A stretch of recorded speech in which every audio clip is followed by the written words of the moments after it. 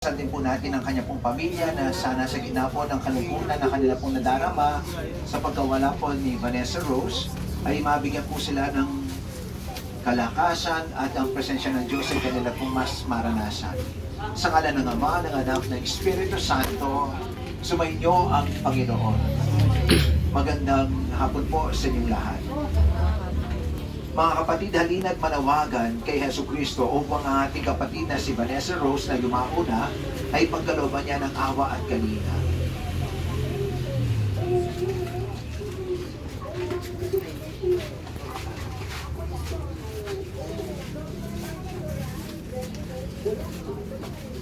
Panginoong Jesucristo, sa paggain mo ng iyong buhay para sa lahat, ipinamalas mo ang pagmamalasakit at paglima. Panginoon, kaawaan mo kami. Panginoong Jesucristo, sa iyong pagkainlay sa kamatayan, nakiisa ka sa aming abang kalagayan. Kristo, kaawaan mo kami. Panginoong Jesucristo, sa iyong muling pagkabuhay, pinatatag mo ang aming pananampalataya sa walang hanggang buhay sa kabila. Panginoon, kaawaan mo kami. Kaawanawa ng Panginoong Jesucristo ang ating kapatid na yumao, patawarin ang kanyang mga kasalanan at patnubayan siya para sa buhay na walang hanggan. Manalangin tayo. Ama naming makapangyarihan, ikaw ay mawain at mapagpatawad kailanman. Kami lumuluhog para kay Vanessa Rose na iyong tinawag upang iyong makapiling. Pakundangan sa kanyang pag-asa at pananampalataya, maitid nawa siya sa kanyang talagang bayan at magkamit ng ligayang pangmagpakailanman. Sa pamamagitan ng Kristo kasama ng Espiritu Santo, magpasawalang hanggan. Sumainyo ang Panginoon, pagpapahayag ng mabuting balita ng Panginoon ayon kay San Juan. Noong panahon iyon, sinabi ni Jesus sa kanyang mga alagad, "Huwag kayong mabalisa. Manalig kayo sa Diyos at manalig din kayo sa akin. Sa bahay ng aking Ama ay maraming silid. Kung hindi gayon, sinabi ko na sana sa inyo, at paroroon ako upang ipaganda ko kayo na matitirhan.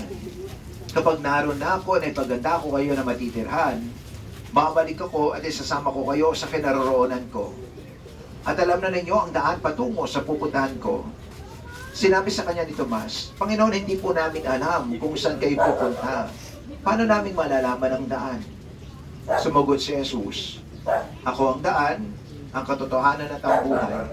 Walang makakapunta sa Ama kundi sa pamamagitan ko." Mga minamahal kong kapatid, ang mabuting balita ng ating kaligtasan. Yung gusto pong maupo, pwede pong maupo, pero yung walang maupuan, tumayo na lang. Okay. Muli po magandang hapon po sa inyo lahat. Alam niyo po yung pinakaunang parokya ko, na-assign ko ako sa may bandang Sasmuan, Isla, Manusak, ang tawag namin. 13 islands, 13 na isla ang sakop ko. Kaya hindi uso doon ng kotse, hindi uso ang bisikleta, puro bangka ang gamit namin sa transportation. May isang sakop ako na isla, ang pangalan ay Consuelo. Tagalog speaking na sila kasi mas malapit na sa Bataan.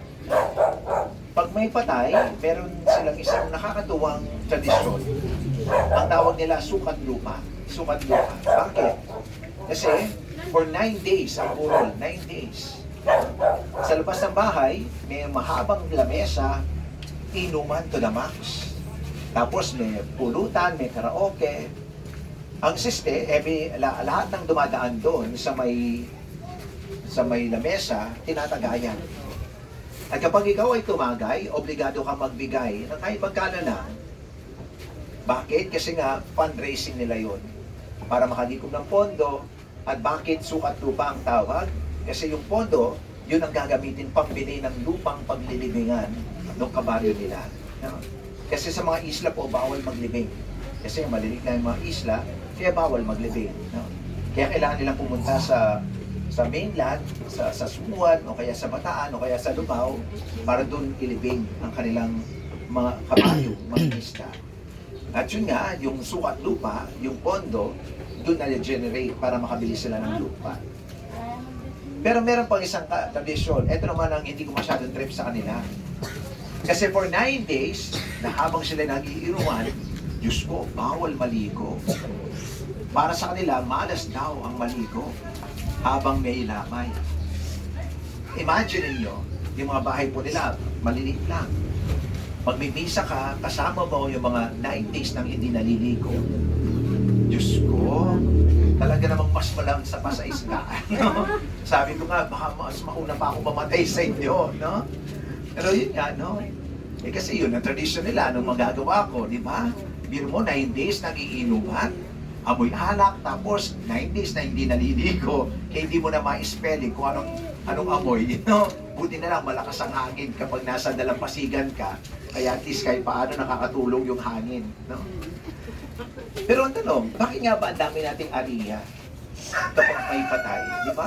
Bawal magwalis, sabi nila. Di ba? Malas daw. Actually, hindi bawal. Kaya lang, siyempre, nakakahiya lang kapag may bisita ka, tapos magwawalis ka, anong feeling ng bisita? Parang pinapaalis mo, di ba? Ikaw mismo, kapag bisita ka, mahihiya ka kasi, siyempre, nawawalis. Walis na lang ako, tumabi na lang ako, di ba? Hindi dahil sa malas, kundi dahil lang sa marami kayong bisita. O kaya, bawal maligo. Bakit ba may ganong klaseng tradisyon? Hindi dahil sa bawal. Kung wala namang bisita, hindi maligo kayo. Kaya lang hindi nakakaligo yung mag-anak kasi nga, palaging may bisita, nakikipaglamay. Kaya minsan, muta-muta na lang at saka mubog na lang, ganong klase. Pero kung merong namang panahon para maligo, maligo, di ba? Oh, at marami pang iba-ibang tradition tungkol sa kamatayan. Meron pa nga, ewan ko kung meron. Yung banga, di ba? Di ba? Paglabas ng kabahong sa bahay, binabasag yung banga. Di ba? O kaya pinuputol ang rosaryo. Bakit? Para daw wala nang sumunod. Ang tanong, bakit tayo natin mamatay? Di ba? Bakit tayo natin sumunod? Samantalang kung titignan po natin, hindi tayo makarating sa langit kung hindi tayo mamamatay. Di ba? Kaya tingnan niyo po yung mga santo. Yung mga santo, habang tinotorture sila, habang pinapatay sila, yung mga martir na mga santo, ay umaawit pa yan, kumakanta pa ng papuri sa Diyos. Kasi masaya silang hinaharap nila ang kamatayan dahil alam nila, pagkatapos ng kamatayan, may buhay na walang hanggang naghihintay sa kanila. At yun ang problema natin. Kaya takot tayo sa kamatayan kasi hindi tayo sigurado. Kasi baka mapunta tayo sa impyerno. Di ba? Kaya tayo natatakot kasi hindi tayo sigurado kung langit ba talaga ang pupuntahan natin o hindi. Kaya nga, ano bang pwede natin gawin para at least mabawasan yung takot natin sa kamatayan? Simple lang, paghandaan natin ang kamatayan. Di ba? Hindi yan kinakatakutan, kundi dapat pinaghahandaan. Para anytime na tawagin ka ng kamatayan, at least nakaredy ka para sa buhay na walang hanggan. Kaya siguro mas magandang itanong, so paano ang dapat na paghahanda para sa kamatayan? Ang sabi ni Kristo, ako ang daan, katotohanan at ang buhay. Walang makakapunta sa Ama, walang makakapunta sa langit, kundi sa pamamagitan ko. Sabi ni Jesus, di ba? Hindi ko sinabi yun, sinabi ni Jesus nakasulat. Pero ano bang ibig sabihin nun sa practical na bagay? Nung sinabi ng Diyos, sinabi ni Jesus na siya ang daan, dapat sinusundan. Yun ang dapat dinadaanan mo sa buhay mo. Yung utos niya, kagustuhan niya, yung plano niya, dapat simusunod ka. Hindi pwedeng mag-iba ka ng daan. Kasi baka maligaw ka, o baka hindi ka makarating sa dapat mong puntahan. Di ba? Maraming mga utos ang Diyos. Hindi para pahirapan tayo, kundi para tulungan tayong makarating sa langit. For example, sabi ng Diyos, di ba? Magsimba ka tuwing linggo. Third commandment sa 10 utos ng Diyos. O, minsan, naiinis pa tayo pag pinipili tayo magsimba. 1 oras na nga lang, pagtatanggol mo pa sa Diyos. Paano ka lalalim ang iyong pananampalataya? Paano ka matututo? Paano mo malalaman ang dapat at pasto? Di ba? Kung hindi ka magsisimba. O, di ba? Kaya nga, inuutusan tayo ng Diyos na magsimba kasi nga para matulungan tayo sa buhay kabanalan. Di ba? Sabi ng Diyos, huwag kang magnanakaw. O, di ba? 10 utos ng Diyos yon. Huwag kang papatay. 10 utos ng Diyos. O, tapos sa eleksyon, sino yung boboto mo? Yung magnanakaw. Di ba? Kasi may 500 pesos kasing kapalit O, anong resulta ngayon? Di impyerno tayo kasi demonyo ang pinili natin. O, di ba? Kaya nga, tayo ang magsasuffer. Tayo ang mahihirapan balang araw kapag nagkamali tayo ng pagpili. Di ba? O, nagrereklamo tayo na nagrereklamo, mahirap ang buhay. Eh, paano hindi hihirap? Pinili nyo magnanakaw. O, ano mangyayari sa buhay natin? Di ba? Kaya nga, importante na ang bawat pagpili natin ayon sa kagustuhan ng Diyos. Kasi nga, yun ang makakabuti sa atin. Kahit mahirap, kailangan tayong sumunod. Kasi yun ang utos ng Diyos. At ang Diyos natin, walang ninanais, kundi ang mapabuti tayo. Okay? Pangalawa, sabi ng Diyos, siya ang katotohanan. O, ano bang favorite pastime ng mga Pilipino? Marites. O, di ba? Ang hilig-hilig natin gumawa ng 124. kwento. Gusto-gusto natin sa fake news. Gusto-gusto natin sa chismis. O. Tapos, paano ka pupunta sa langit? Sama ka po. Kung tayo, gusto natin ang kasinungalingan. Diba? O. Tingnan nyo yung Maleta Boys, yung 18 Maleta Boys. Kung sino-sino na lang ang binibigyan ng maleta, ay, hinihintay ko na nga lang sa akin, hindi pa ako mabigyan ng maleta. Di ba? Sana bigyan ako ng maleta, di ba? Lahat na lang, dinadawit na lang, basta hindi nila kasangga, bigyang bilang may chismis na naman, nagpa-picture lang katabi, may maleta na, di ba? Kaya ako, naghihintay ako, sana bigyan ako ng maleta, di ba? Nabigyan namang pera, di ba? Pero yun nga, no? Kaya nagkaka-leche-leche ang Pilipinas kasi nga maraming maling impormasyon. Maraming mga fake news, maraming paninira, maraming mga sinungaling. Di ba? Oh. At sino ba ang prinsipe ng kasinungalingan? Ang demonyo. Nasa na ng demonyo? Nasa impyerno. O, alam mo na, kapag sinungaling ka, kapag chismosa ka, kapag marites ka, ay, dun ka sa impyerno, mas bagay dun sa'yo. Di ba? And finally, sabi ng Diyos, siya ang buhay. Sana kung paano tayo pinahalagaan ng Diyos ang ating buhay, sana ganoon din po tayo. Gumawa tayo ng kabutihan para sa ating kapwa-tao bilang pagpapalaga sa buhay. Ganun ang ginawa ng Diyos. Gumawa siya ng kabutihan. Hindi lang ba siya naniwalang may Diyos, kundi gumagawa siya ng kabutihan. At dapat ganun din po tayo. As much as we can, kailangan pilitin nating mabuhay sa kabutihan, pumili sa kabutihan, at palaging gawin at mabuhay tayo sa katotohanan. So kung titignan po natin, napakadali ang pumunta sa langit. Sumunod ka lang sa utos ng Diyos, mabuhay ka lang sa katotohanan, gumawa ka na lang ng kabutihan, ay sigurado may naghihintay sa iyong kalangitan. Kaya sana po, habang may chance pa tayo, habang may pagkakataon pa tayo, kasi bukas hindi tayo sigurado, habang ngayon nabuhay ka, sana piliin na natin gawin ang dapat at wastong paghahanda para sa ating kamatayan. Kasi anytime, pwede tayong kunin ni Lord. Pasalamat ka kung si Lord ang kukuha sa iyo. Paano kung iba'y kumuha sa iyo? Di ba? So, ang challenge sa atin, pilitin po natin na mabuhay sa kabutihan, mabuhay sa katotohanan, mabuhay ng ayon sa kanyang kagustuhan, at sigurado makakarating tayo sa kalangitan. Amen? Magsintayo po ang lahat. Manalangin tayo. Amang mawain, sa iyong kalinga ay aming hinahabilin itong minamahal naming yumao na si Vanessa Rose. Matibay ang aming pag-asa na pananatilihin mo siyang buhay kasama ng lahat ng mga yumao sa piling ng anak mo si Jesus. Salamat sa lahat ng mga biyaya na ipinagkaloob mo kay Vanessa Rose nung siya'y nabubuhay pang kasama namin. Ang mga biyayang yon ay nagpapatunay ng iyong paglingap at ng buklod ng aming pagkakaisa kay Jesus na iyong anak. Ngayon si Vanessa Rose ay yumao na, tulutan mo siyang mabuhay sa iyong walang katapusang ligaya. Kami naman sanang kanyang mga naiwan ay maaliw sa pangako ni Jesus hanggang sa kami tawagin mo upang magkasama-sama sa iyong piling. Doon kami umaasang mabubuhay, magpasawalang hanggan. Panginoon, kaawaan mo kami. Kristo, kaawaan mo kami. Panginoon, kaawaan mo kami.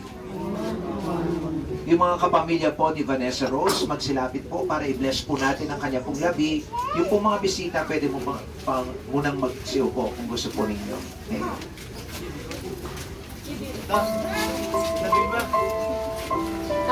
Tita Chris, Paki-bless po.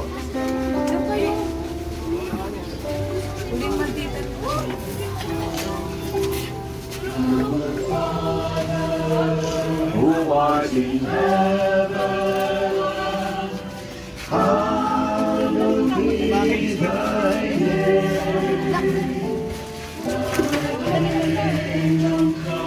Thy will be done on earth as it is in heaven. Give us this day our daily bread, and forgive us our trespasses, as we forgive those who trespass against us. And lead us not into temptation, but deliver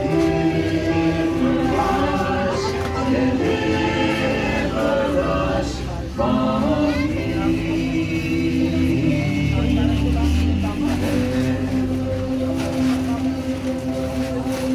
Hail Mary, full of grace, the Lord is with you. Blessed are you among women, and blessed is the fruit of thy womb, Jesus. Hail Mary, full of grace, the Lord is with you. Blessed are you among women, and blessed is the fruit of thy womb, Jesus. Hail Mary, full of grace, the Lord is with you. Blessed are you among women, and blessed is the fruit of thy womb, Jesus. Hail Mary, full of grace, the Lord is with you. Blessed are you among women, and blessed is the fruit of thy womb, Jesus. Glory to the Father, to the Son, and to the Holy Spirit. Manalangin tayo. Ama naming mapagmahal, hinahabili namin sa iyo si Vanessa Rose na pumanaw na sa buhay na ito. Huwag mo siyang pababayaan at pamalagiin mo siyang buhay sa iyong piling. Alang-alang sa iyong awa at pag-ibig, patawarin mo na sana ang kanyang mga pagkukulangan na gawang pagkakasala, dala ng kanyang kahinaan. Manatili naman siyang maligaya sa iyong piling, kasama ng anak ng Espiritu Santo, magpasawalang hanggan. Paalam sa iyo, kapatid na Vanessa Rose, mapasapiling kalawa ng buong may kapal. Ang pagpapala ng Diyos ay baunin mo sa ngalan ng Ama, ng Anak, ng Espiritu Santo. Sa paraiso'y magkikita muli tayo, samahan ka ng mga santo. Kaya na may nauuna tayo rin ay magsasama upang lagi tayong lumigaya sa piling ng Diyos Ama. At kayo pong nandirito ngayon, sumainyo ang Panginoon at pagpalain nawa kayo ng makapangyarihang Diyos, Ama, Anak, at ng Espiritu Santo. Invite ko lang po kayo. So every weekends po, 10 ang mga misa sa parokya po natin. 6 sa mga baryo tuwing Sabado at 4 sa parokya po natin tuwing Linggo. Yung Linggo pong misa sa parokya po natin, 6:30 Kapampangan, 8:30 English, 4:30 Tagalog, 6:30 ng gabi, English po. Yung sa mga baryo naman po, sitio, may kanya-kanya po silang schedule. Tuwing Sabado po, 6 po yun na pinagmimisahan po natin. So sana po magkitang-kita po tayo doon, ha?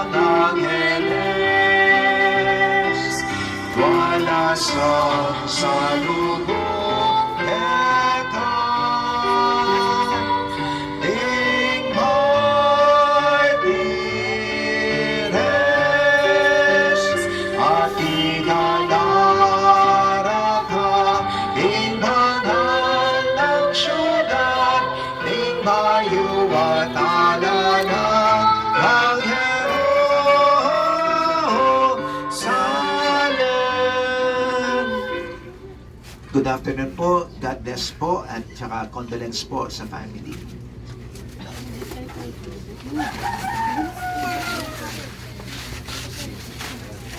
Salamat. Thank you. Thank you. Thank you po. Salamat po.